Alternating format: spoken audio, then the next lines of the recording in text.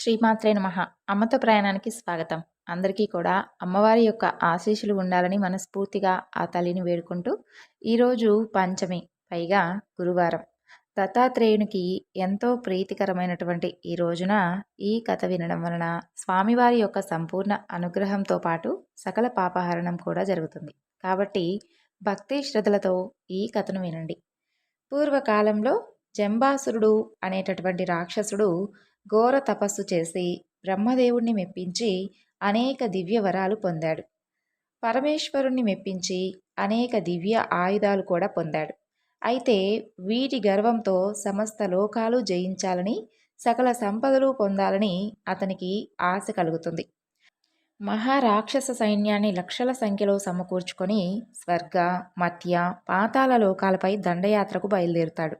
ముందుగా సరాసరి స్వర్గలోకాన్ని చుట్టుముడతాడు. దేవాసురులకు భీకర సంగ్రామం కొన్ని సంవత్సరాల పాటు ఆ విధంగా జరుగుతూ ఉండేది.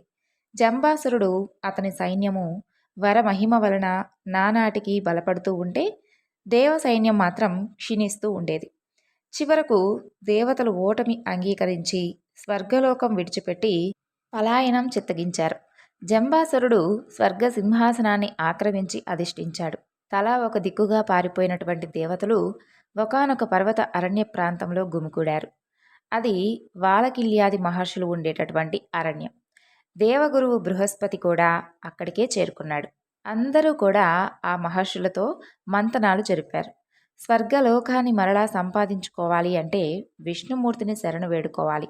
అయితే అది ఒక్కటే మనకు ఉన్నటువంటి కర్తవ్యం అని వారందరూ కూడా నిర్ధారించుకుంటారు.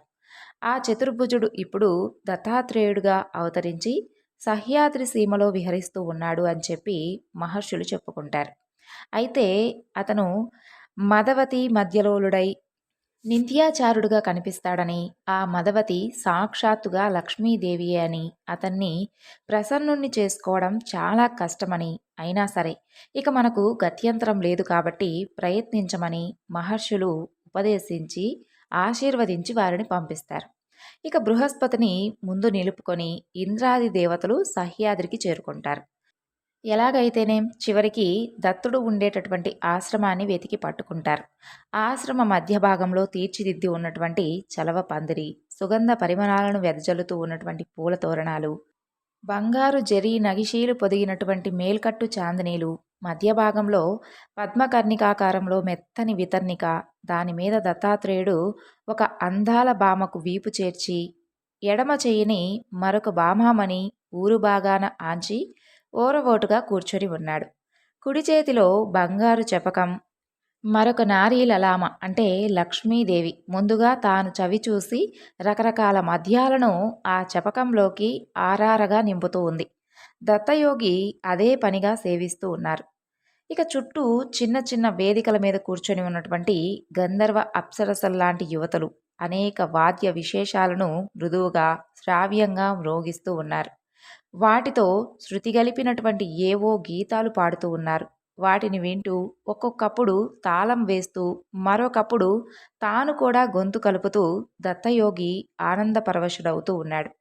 ఇక అవధులు దాటినటువంటి మద్యపానం వలన వశం తప్పినటువంటి శరీరం వదులొదులుగా ఊగుతోంది. ఎరుపెక్కినటువంటి కన్నులు, బూరటెళ్ళినటువంటి బుగ్గలు, చెమట చిత్తడితో జిడ్డు చేరినటువంటి ముఖం, చేతి నుంచి జారిపోతున్నటువంటి మధుచపకాన్ని నారీలలామ అందుకుంటూ ఉంది. తానే స్వయంగా దత్తస్వామి నోటికి అందిస్తూ ఉంది.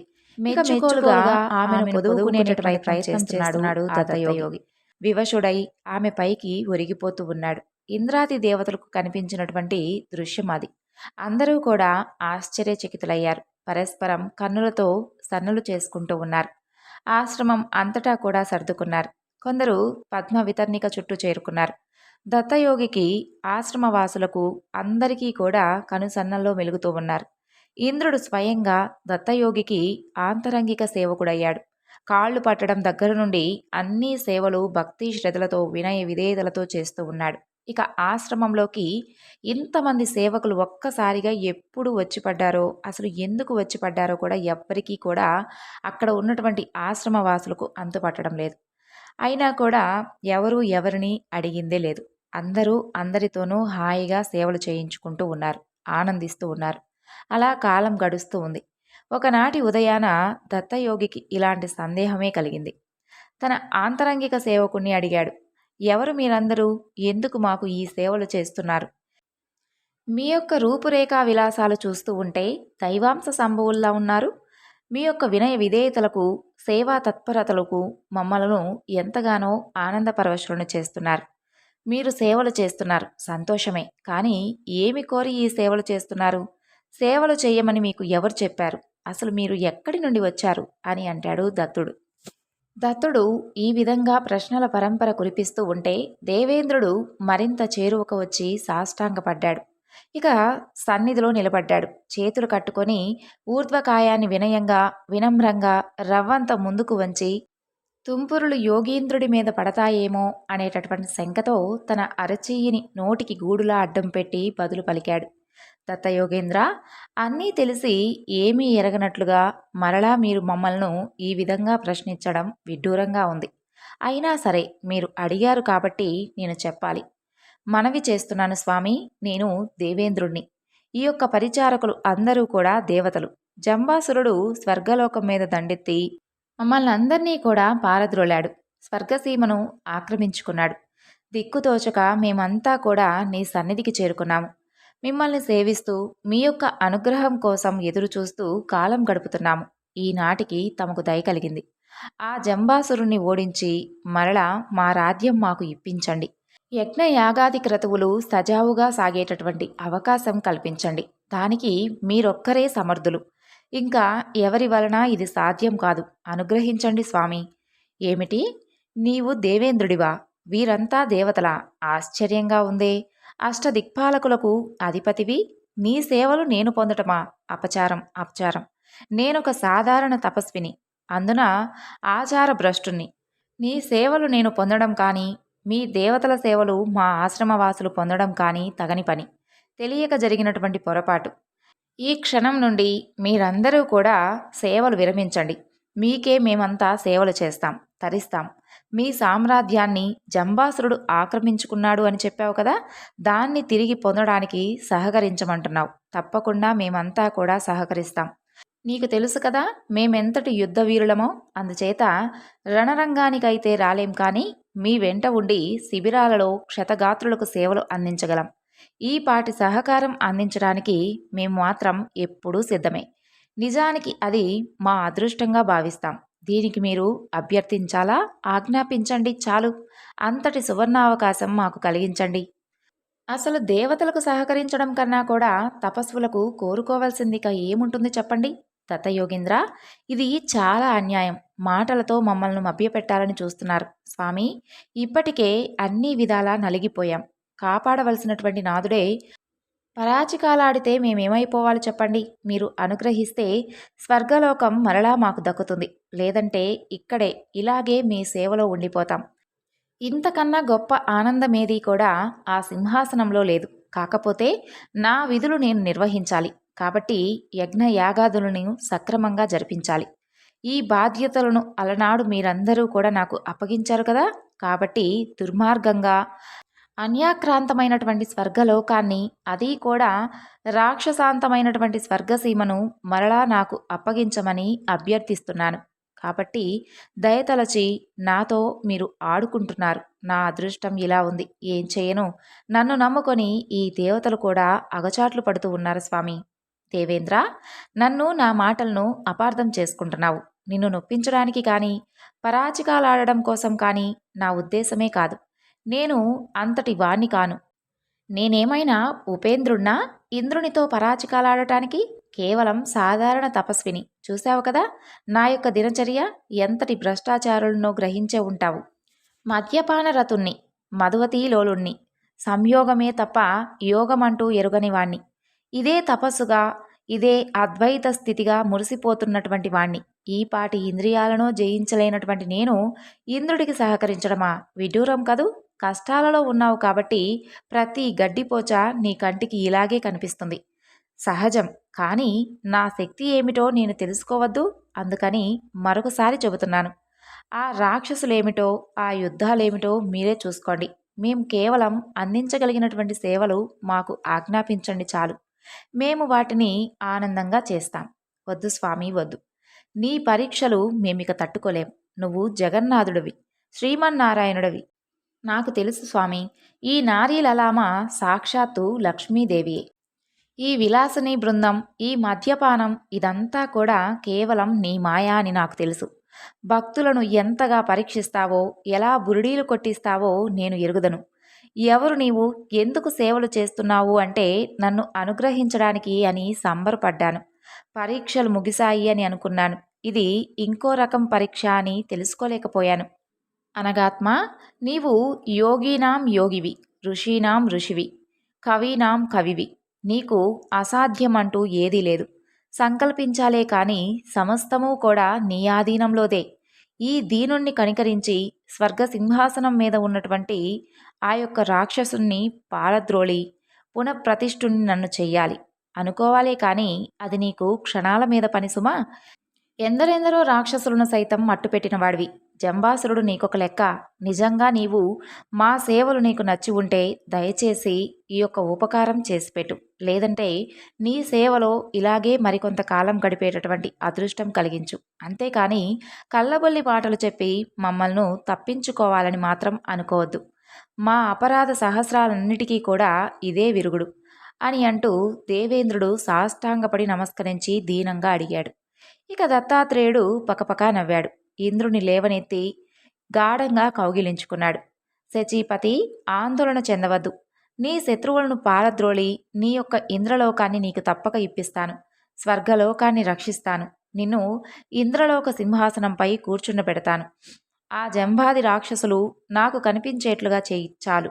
మిగతా సంగతి అంతా కూడా నేనే చూసుకుంటాను. వెళ్ళిరాండి, మీకు జయమవుతుంది అని ఆశీర్వదించి పంపించాడు దత్తాత్రేయుడు. ఇక ఇంద్రాది దేవతలు సంతోషించి బయలుదేరారు. జగన్నాటక సూత్రధారి ఈ విష్ణుమూర్తి రాక్షస బాధలను తప్పించడానికి ఎప్పటికప్పుడు ఏదో ఒక ఉపాయం పన్నుతూనే ఉంటాడు. ఏదో ఒక కొత్త నాటకం ఆడుతూనే ఉంటాడు. ఈసారి ఏమి చేయ సంకల్పించాడో చూద్దామని అనుకుంటూ స్వర్గలోకం సమీపించారు దేవతలందరూ. ఇక నందనవనంలో, పొదరిళ్లల్లో, చెట్ల నీడల్లో, దివ్య భవనాల్లో దేవకన్యలు అప్సరసలను బలాత్కరిస్తూ క్రూరంగా హింసిస్తూ ఉన్నటువంటి ఆ రాక్షసులను చూశారు. అన్ని వైపుల నుండి ఒక్కసారిగా చుట్టుముట్టి హై హై హే హే అంటూ దేవతలు రాక్షసుల మీద విరుచుకుపడ్డారు.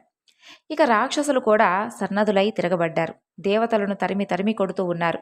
ఇక వాళ్ళు తరుముతూ ఉన్నంతసేపు పారిపోతున్నట్లుగా నటిస్తూ వాళ్ళు ఆగినప్పుడు మరలా తిరగబడి వారిని ఉసిగొలుపుతూ అలా మరలా మరలా పారిపోతూ మరలా తిరగబడి ఉసిగొలుపుతూ ఎలాగైతేనేం వారిని తమ వెంట పడేటట్లుగా చేసుకొని చివరికి తెలివిగా రాక్షసులందరినీ కూడా దత్తాశ్రమ ప్రాంతానికి లాక్కొని వచ్చారు దేవతలు.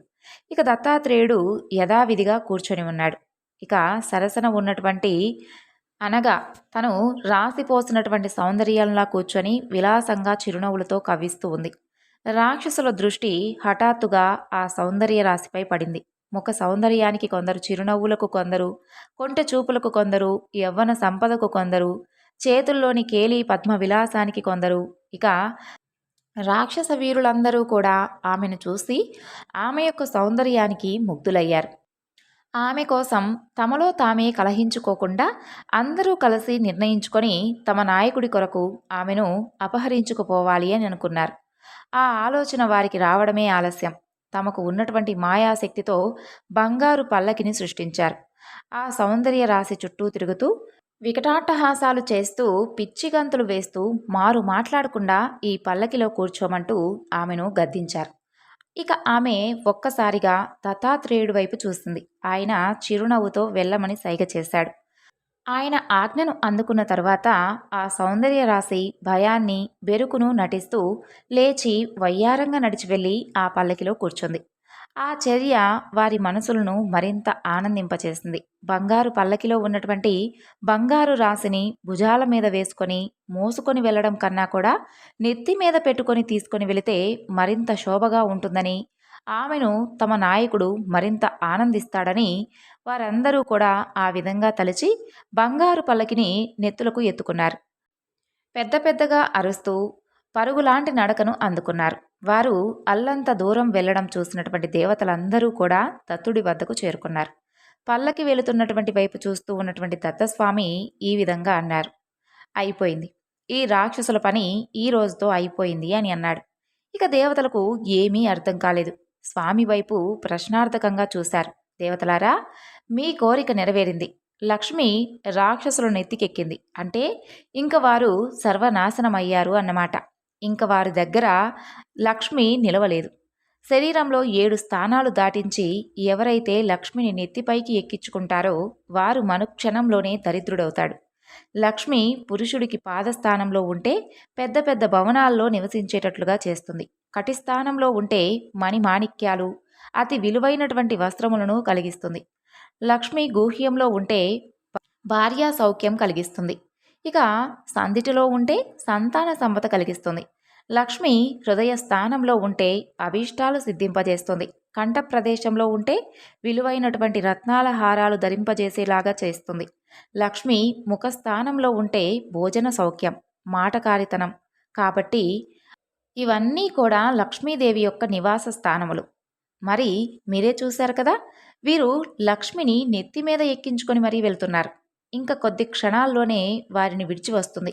సామ్రాజ్యలక్ష్మి, విజయలక్ష్మి మిమ్మల్ని వరించడం తథ్యం. ఇదే తగినటువంటి సమయం. త్వరపడండి. మీరు మీ యొక్క శస్త్ర అస్త్రాలతో రాక్షసుల మీద విరుచుకుపడండి. ఇప్పటికే వారు నిర్వీరులై ఉన్నారు. ఆ తరువాత ఇప్పుడు మీరు వారిని జయించడం చాలా తేలికగా ఉంటుంది. బయలుదేరండి. దేవతలు తమ తమ ఆయుధములు అన్నీ కూడా ధరించి రాక్షసుల వెంటపడ్డారు. దొరికిన వాడిని దొరికినట్లుగా చావు బాదారు. అదేమిటో రాక్షసుల వీరుల నుంచి ఏ కొద్దిపాటి ప్రతిఘటన కూడా ఎదురుకాలేదు వారికి. అందరూ కూడా నీరసంగా వేలాడుతూ ఉన్నారు. జీవశ్చవాలుగా దేవతల చేతికి చిక్కుతూ ఉన్నారు. దేవతలు ఆనందంతో అరటి చెట్లను తెగ నరికినట్లుగా నరికేశారు. చివరకు జంబాసురుడు కూడా ఇంద్రుని యొక్క వజ్రాయుధం వేటకు నేలకోరాడు. ఇక లక్ష్మీదేవి బంగారు పల్లకి నుండి ఎగిరి వచ్చి దత్తుడి చెంతకు చేరుకుంది. దేవేంద్రుడు తన యొక్క సింహాసనం అధిష్ఠించాడు. ఇంద్రుడు వెంటనే దత్తుడు ఉండేటటువంటి ఆశ్రమానికి వచ్చి దత్తుని ముంగిట నిలిచి సాష్టాంగ నమస్కారములు ఆచరించి స్తుతించాడు. దత్తాత్రేయుడు ఎంతగానో సంతోషించి ఇంద్రునికి ఆశీసులు ఇచ్చి పంపించాడు. కాబట్టి రాకుమారా, నీవు కూడా దత్త యోగీంద్రుని సేవించి నీకు ఉన్నటువంటి అభీష్ట సిద్ధిని తప్పకుండా పొందు అని గర్గముని కార్తవీర్యార్జునికి చెప్పాడు. కార్తవీర్యార్జుడు వెంటనే గురువైనటువంటి గర్గముని వద్ద సుముహూర్తం నిర్ణయించుకొని తన మంత్రి, పురోహితులు, అలాగే పెద్దలైనటువంటి వారి వద్ద శుభాశీసులు అందుకొని రాజ్య బాధ్యతలను వారికి అప్పగించి సహ్యాది పర్వత ప్రాంతానికి బయలుదేరాడు. ఇక దత్తాశ్రమానికి చేరుకున్నాడు కార్తవీర్యార్జునుడు. నిరాడంబర వేషధారణలతో ఒంటరిగా పాదాచారి అయి ఆశ్రమంలోకి చేరుకున్నాడు. మణిశిలాపీఠంపై మధువతి మధుపాన గోష్ఠిలో ఓలలాడుతూ ఉన్నటువంటి దత్తస్వామిని దర్శించాడు. గోత్రనామాదులు చెప్పుకొని సాష్టాంగ నమస్కారాలు చేశాడు. దత్తస్వామి ఒక వింతైనటువంటి చిరునవ్వును విసిరారు. కార్తవీర్యుడు మనసు కుదుటపడింది. స్వామి తన రాకను గమనించారు అని చెప్పి అతనికి ఎంతగానో ఆనందం వేసింది. తన జన్మ ధన్యమైందని మురిసిపోయాడు. అలజడి తగ్గి సంశయాలు తొలగి మనసులో క్రమక్రమంగా ధైర్యం బయలుదేరింది. దత్తస్వామికి మరింత చేరువయ్యాడు. దత్తస్వామి పాదాలు తన చేతులతో ఒత్తుతూ నేలపై చతికిలబడి కూర్చున్నాడు. కాసేపటికి దత్తయోగి చేతిలో మధుపాత్ర ఖాళీ అవడంతో తానే లేచి వెళ్ళి మధువుని నింపి తెచ్చాడు. ఆ తరువాత బంగారు పళ్ళాలలో ఉన్నటువంటి మధురమైనటువంటి ఫలాలను, పదార్థాలను ఇక స్వామికి అందిస్తూ ఉన్నాడు. క్రమక్రమంగా స్వామి దినచర్యలో స్వామి పరిచారక గణంలో కార్తవీర్యుడు కూడా ఒక భాగస్వామి అయ్యాడు. ఉదయం ఫల పుష్పాదులు సమకూర్చడం, మధ్యాహ్నం చందనాదులు సిద్ధం చేయడం, సాయంకాలం అక్కడ ఉన్నటువంటి మండపాలనన్నింటినీ కూడా వివిధ రకాల పూలమాలలతో మండపాలు అలంకరించటం, మిగతా పనులన్నిటినీ కూడా చేయడం, వగైరా పనులన్నిటినీ కూడా తనే చేస్తూ ఉన్నాడు. స్వామి వేళ తప్పకుండా భోజనం చేసేటట్లుగా సిద్ధం చేసి తానే దగ్గర ఉండి మరీ వడ్డిస్తూ కొసరి కొసరి తినిపిస్తూ ఉన్నాడు. స్వామి యొక్క భుక్తశేషాన్ని కళ్ళకద్దుకొని భక్తితో తాను కూడా భుజిస్తూ ఉన్నాడు. కార్తవీర్యార్జునుడు తన యొక్క అవిటి చేతులతో ఇంత చేస్తూ ఉంటే స్వామి యొక్క పరిచారక గణం చూసి ఆశ్చర్యపోతూ ఉన్నారు. భక్తి అంటే ఇది కదా అని మెచ్చుకుంటూ ఉన్నారు. మనం ఏనాటి నుండో సేవ చేస్తున్నా కూడా ఇతను మాత్రం దత్తస్వామికి సన్నిహితుడు, ఆంతరంగికుడు అవుతున్నాడే అని మరికొందరు లోలోపల అసూయపడుతూ ఉన్నారు. సూటిపోటి మాటలు అంటూ ఉన్నారు. కార్తవీర్యార్జునుడు మాత్రం ఇవేమీ కూడా పట్టించుకోకుండా నిజమైనటువంటి భక్తితో రేయింబవళ్ళు స్వామిని కంటికి రెప్పలా చూసుకుంటూ సేవ చేస్తూ ఉన్నాడు. అలా నెలలు సంవత్సరాలు గడిచిపోతూ ఉన్నాయి. ఒక రోజున దత్తస్వామి కూర్చొని ఉన్నటువంటి మనిషిలపై ఉన్నటువంటి మెత్తని పరుపులను అతను సర్దుతూ ఉన్నాడు. దత్తస్వామి పృష్ఠభాగం బాధ కలగకుండా ఉండేందుకు వీలుగా సుఖంగా కూర్చుని ఉండేందుకు వీలుగా సౌకర్యంగా ఉండేందుకు పడకను సర్దుతూ ఉన్నాడు. ఆ సమయంలో దత్తస్వామి యొక్క పృష్ఠభాగం నుండి అపాన వాయువు వెలువడింది. ఆ వాయువు నుండి పుట్టినటువంటి వేడికి కార్తవీర్యుడి యొక్క 2 లొట్ట చేతులు మాడిపోయాయి. ఓర్చుకోలేనంత బాధ కలిగింది. నొప్పి, మంట కలగడంతో గట్టిగా మూలిగాడు కార్తవీర్యుడు. ఇక బాధతో మెలికలు తిరుగుతూ కూర్చుండిపోయాడు. దత్తస్వామి కంగారుగా అయ్యయ్యో ఎంత ప్రమాదం జరిగింది, కొండ నాలికకు మందు వేస్తే ఉన్న నాలిక పోయినట్లుగా అయింది. ఎవరో ఏదో చెబితే నన్ను సేవిస్తూ ఉన్నావు, లొట్ట చేతులు బాగుపడతాయి అనుకున్నావా, చూశావా ఏమైందో, ఉన్న చేతులు కూడా ఊడిపోయాయి. ఇకనైనా కళ్ళు తెరువు. నువ్వు ఆశించినట్లు లేదా నీకు చెప్పిన వారు అన్నట్లుగా నేనేమీ కూడా మహా దివ్యశక్తులు కలిగిన వాడినేమీ కాదు, సాధారణ తపస్విని. నిజానికి అది కూడా కాదు. నువ్వే చూస్తున్నావుగా నా యొక్క దినచర్య.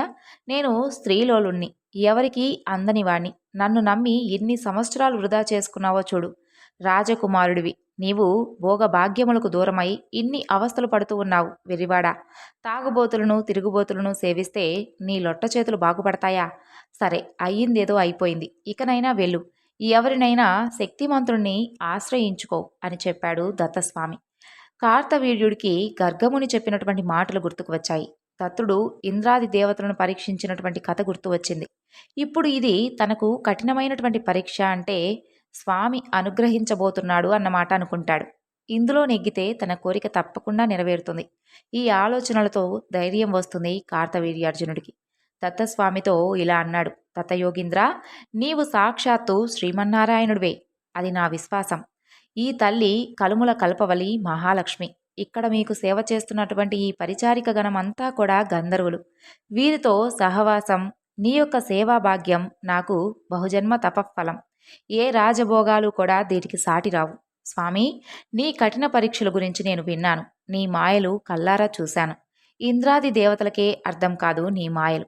వాటిని అర్థం చేసుకోవడం, నీవు పెట్టేటటువంటి పరీక్షలో నెగ్గటం నాపోటి సామాన్య మానవుడికి అయ్యే పనేనా? స్వామి, నీవు కరుణామూర్తివని వేదాలు శాస్త్రాలు పొగుడుతూ ఉన్నాయి. అలాంటి నీవు ఒక సామాన్య మానవుణ్ణి ఇంతగా కఠిన పరీక్షలకు గురి చేయడం భావ్యమేనా? నీవే వంచిస్తే మాకిక దిక్కెవరు, రక్షకుడెవరు? పోనీలే, పరీక్షించు. నీకు సంతృప్తి కలిగేదాకా పరీక్షించు. 2 చేతులే కాదు, 2 కాళ్ళు పోయినా పర్వాలేదు. చివరకు ప్రాణాలు పోయినా కూడా ఇబ్బంది లేదు. నీ సేవ మాత్రం వదలను. నీ సన్నిధిని మాత్రం విడిచిపెట్టను సుమా. అవతలికి పొమ్మని మాత్రం నన్ను ఆజ్ఞాపించవద్దు. అది 10,000 అంతవరకు చాలు అంటూ కార్తవీర్యార్జునుడు ఆపుకోలేనటువంటి దుఃఖంతో సాష్టాంగపడ్డాడు. కన్నీళ్లతో కాళ్ళు కడిగాడు. దత్తాత్రేయుడు చిరునవ్వులు చిందిస్తూ మురిసిపోయాడు. కార్తవీర్య, లే. నీ భక్తికి సంతోషించాను, నీ జ్ఞానానికి ఆనందించాను, నీ సేవలకు సంతృప్తి చెందాను. లేచి వరం కోరుకో, నీకు కావలసింది ప్రసాదిస్తాను. లక్ష్మీ సమేతుడుగా అంటే అనగా అనగా సమేతంగా నన్ను సేవించిన వారికి, మృష్టాన్న మధ్య మాంసాదులు నాకు నివేదనలు చేసిన వారికి, వీణ వేణు శంఖాదులు మ్రోగిస్తూ సంగీత సాహిత్య నృత్యాలతో నన్ను ఆరాధించిన వారికి, వేదశాస్త్ర పండితులను సత్కరించే వారికి నేను కోరికలను తప్పక తీరుస్తాను. పుత్ర పౌత్రాది వృద్ధిని, ధనధాన్య భోగభాగ్య సమృద్ధిని, ఆయురారోగ్యాలను తనివి తీరా ప్రసాదిస్తాను. నన్ను శంకించేటటువంటి వారిని, అనుమానించేటటువంటి వారిని నిర్దాక్షిణ్యంగా అణిచిపారేస్తాను. కార్తవీర్యార్జున, ఇది నా దీక్ష. నీ మీద నాకు అనుగ్రహం కలిగింది. నీకు ఏమేమి కావాలో నిస్సహాయంగా కోరుకో, వెంటనే తీరుస్తాను అన్నారు దత్తస్వామి. కార్తవీర్యుడు మనసులో కళ్ళల్లో ఆనందం వెలిగిపోయింది. ఇక కళ్ళల్లో ఆనంద బాష్పాలు రాలాయి. మెల్లగా లేచి నిలబడ్డాడు. స్వామి వైపు వినయంగా చూస్తూ శిరస్సు వంచి మెల్లగా చిన్న స్వరంతో ఇలా అన్నాడు. దత్తదేవా, నా జన్మ ధన్యమైంది. మీ యొక్క అనుగ్రహానికి నేను పాత్రుని అయ్యాను. ఇంతకన్నా కూడా నేను కోరుకోవాల్సింది ఏముంది చెప్పండి. అయినా మీ ఆజ్ఞను కాదనలేను కదా. నా రాజధర్మాన్ని విడిచిపెట్టలేక కొన్ని వరాలు అడుగుతున్నాను. నేను చేసేటటువంటి ప్రజాపాలనలో ధర్మార్థులు వృద్ధి పొందే విధంగా, ఎదుటివారి ఆలోచనలు నాకు తెలిసిపోయే విధంగా, పుణ్యపాప సుఖదుఖాల యొక్క ద్వంద్వాలను తెలుసుకునేటటువంటి ప్రసిద్ధి కలిగే విధంగా నేను మిమ్మల్ని కోరుతున్నాను. నాకు 1000 బాహువులు అంటే 1000 చేతులు వచ్చే విధంగా, అనిమాది అష్టసిద్ధులు నాకు వశం అయ్యే విధంగా, పర్వతాలపై, ఆకాశంపై, సముద్రంపై, పృథ్వీలో, పాతాళంలో నిరాటకంగా సంచరించేటటువంటి శక్తి కలిగే విధంగా, నాకన్నా గొప్పవాడు ప్రసిద్ధుడు అయినటువంటి వ్యక్తి చేతిలోనే నేను మరణించే విధంగా, నేను దారి తప్పినప్పుడల్లా నాకు సన్మార్గం చూపించేవారు నాకు లభించే విధంగా, గొప్ప గొప్ప అతిథులు నిత్యం దొరికే విధంగా, సంపదలు అక్షయంగా ఉండే విధంగా నన్ను స్మరిస్తే చాలు. ప్రజలకు పోయినటువంటి వస్తువులు కూడా దొరికే విధంగా, నీ పట్ల నిశ్చలమైనటువంటి భక్తి నిలిచే విధంగా అనుగ్రహించు దేవా అని అడిగాడు. కార్తవీర్యుడు కోరినటువంటి కోరికలన్నీ కూడా దత్తుడు అంగీకరించాడు. తదాస్తు అని పలికాడు. నా అనుగ్రహం నీపై ఎప్పుడు ఉంటుంది, నీవు చక్రవర్తివి అవుతావు, వెళ్ళు అన్నాడు. అర్జునుడు పరమానందంతో తన చేతులను చూసుకున్నాడు. తొట్ట చేతుల స్థానంలో బలమైనటువంటి దృఢమైనటువంటి చేతులు వచ్చాయి.